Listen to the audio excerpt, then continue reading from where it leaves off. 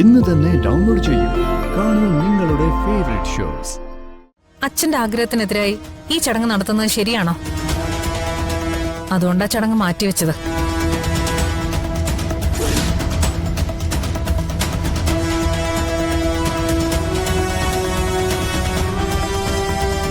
ആര് പറഞ്ഞു ചടങ്ങ് മാറ്റിവെച്ചെന്ന്? സാരെന്താ ഇവിടെ നിൽക്കുന്നേ? വെറുതെ അകത്ത് കയറി തൊഴുന്നില്ലേ? വരാം, നിങ്ങൾ പോയിക്കോളൂ. ശരി.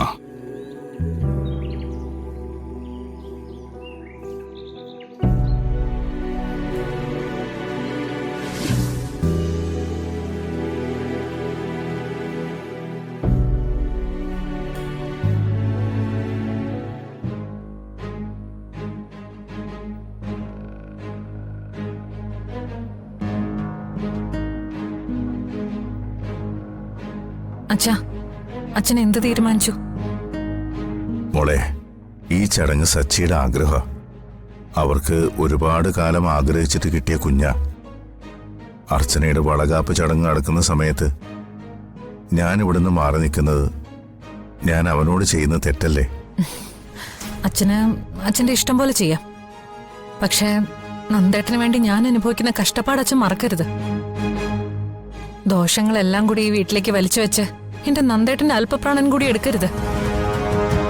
എനിക്കതേ പറയാനുള്ളൂ.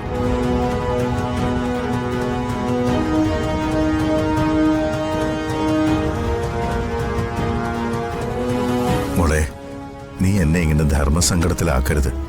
ഞാൻ ആരെയും ധർമ്മസങ്കടത്തിലാക്കുന്നില്ല. ഇന്നലെ വരെ നെല്ലിശ്ശേരിയില് അച്ഛൻ പറയുന്നായിരുന്നു അവസാന വാക്ക്. ഇതിപ്പോ അച്ഛൻ ഇവിടെ ഒരു വിലയില്ലാതാവുക. ഇത് മുളയിലേ നുള്ളണമെന്ന് തന്നെയാ എന്റെ അഭിപ്രായം. ആരെങ്കിലും തോൽപ്പിക്കാനോ ജയിക്കാനോ വേണ്ടിയൊന്നുമല്ല. ഈ വീടിന്റെ നെടുന്തൂണ് തകർന്നു പോകാതിരിക്കാൻ വേണ്ടിയാ.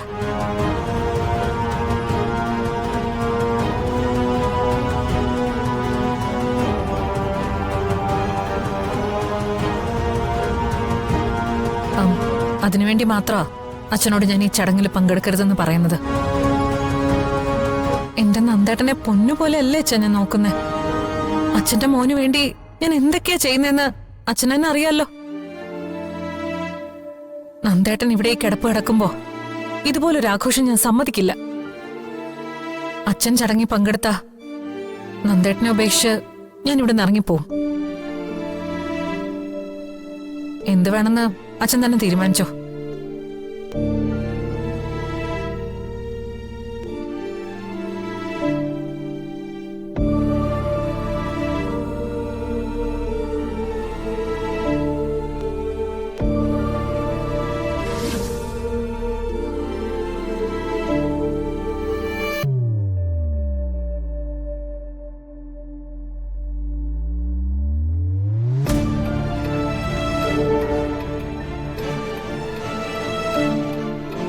ദൈവമേ, ഈ പരീക്ഷണഘട്ടം ഞാൻ എങ്ങനെ മറികടക്കും?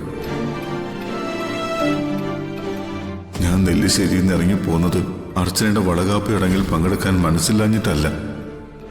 അവന്തിക എന്നോട് അങ്ങനെ പറഞ്ഞതുകൊണ്ടുമല്ല. മിക്കവാറും പോലീസ് ഇന്ന് തന്നെ എന്നെ അറസ്റ്റ് ചെയ്യും. വളകാപ്പ് ചടങ്ങ് നടക്കുമ്പോൾ പോലീസ് വന്ന് എന്നെ അവിടെ വെച്ച് അറസ്റ്റ് ചെയ്താൽ ആ ചടങ്ങ് മുടങ്ങുമെന്നുള്ളത് കൊണ്ടാണ് ഞാൻ അവിടെ നിന്ന് ഇറങ്ങിപ്പോകുന്നത്. ആ CA വിളിച്ച് ഞാനിവിടെ ഉണ്ടെന്ന് പറഞ്ഞാലോ? അർച്ചനയുടെ വളകാപ്പ് ചടങ്ങ് ഭംഗിയായിട്ട് നടത്തി കൊടുക്കണേ ഭഗവാനെ. ഞാനില്ലാത്തതിൻ്റെ ഒരു കുറവും അവിടെ വരരുത്. അവന്തിക്ക് പറഞ്ഞതിനെ തള്ളിക്കളയാനും അർച്ചനയുടെ ഒപ്പം നിൽക്കാനും എനിക്ക് പറ്റുന്നില്ല. എന്തൊരു ധർമ്മസങ്കടമാണിത്. ഇതിൽ നിന്ന് കരകയറാൻ ഭഗവാൻ മാത്രമേ ഒരു തുണയുള്ളൂ. ഒരു വഴി കാണിച്ചു തരണേ ഭഗവാനെ.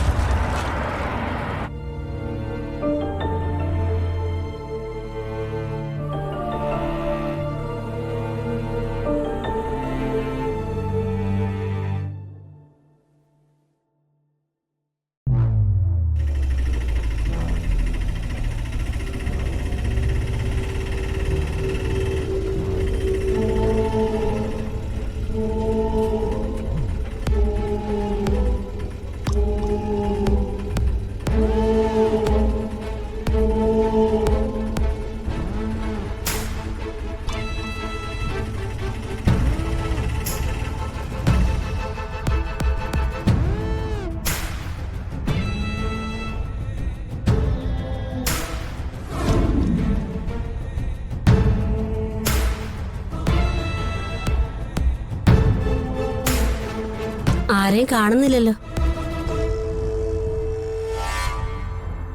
ആ, എന്താ അവന്തികെ, ഇവിടെ ആരെയും കാണാനില്ലല്ലോ. എല്ലാരും ഇതെവിടെ പോയി? ഗസ്റ്റുകളാരും വന്നില്ലേ? ഹാ, അപ്പൊ നിങ്ങൾ ഇതുവരെ കാര്യങ്ങളൊന്നും അറിഞ്ഞില്ലേ? എന്താ?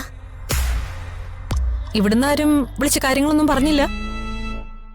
എന്താ എന്തുപറ്റി? അയ്യോ, കഷ്ടായിപ്പോയി. ഇവിടെ വരെ യാത്ര ചെയ്തു വന്നത് വെറുതെ ആയിപ്പോയല്ലോ. എല്ലാരും കൂടി ഇങ്ങോട്ട് വരേണ്ട ഒരു കാര്യമില്ലായിരുന്നു. വളകാപ്പ് ചടങ്ങ് മാറ്റിവെച്ചു. എന്താ ഈ പറയുന്നേ? ചടങ്ങ് മാറ്റി വെച്ചെന്നോ? ഇപ്പൊ ഈ ചടങ്ങ് നടത്തുന്നതിനോട് അച്ഛന് തീരെ താല്പര്യമില്ല. ഇവിടെ നടന്ന സംഭവങ്ങളൊക്കെ നിങ്ങൾക്കും അറിയാവുന്നതല്ലേ. നമ്മുടെ ഫാക്ടറിയിലെ 3 തൊഴിലാളികളാണ് മരിച്ചത്. ഞാൻ പറയാതെ തന്നെ അനൂപിന് കാര്യങ്ങളൊക്കെ അറിയാലോ. ആ രാത്രി ഫാക്ടറി പോയി തീ അണയ്ക്കാൻ ഏറ്റവും കൂടുതൽ കഷ്ടപ്പെട്ട ആളാ അനൂപ്. മരിച്ചവരുടെ വീടുകളിലെ നിലവിളിയൊന്നും ഇതുവരെ അടങ്ങിയിട്ടില്ല. സത്യം പറഞ്ഞാ അച്ഛനാകെ തകർന്നുപോയി. സച്ചിയോടും അർച്ചനയോടും ഈ ചടങ്ങ് മാറ്റിവെക്കണമെന്ന് അച്ഛൻ പറഞ്ഞു. അവരത് കേട്ടില്ല.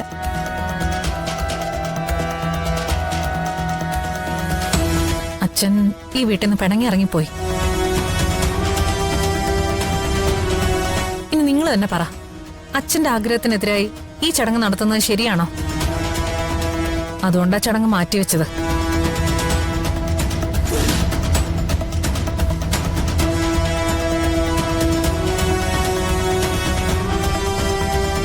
ആര് പറഞ്ഞു ചടങ്ങ് മാറ്റിവെച്ചെന്ന്?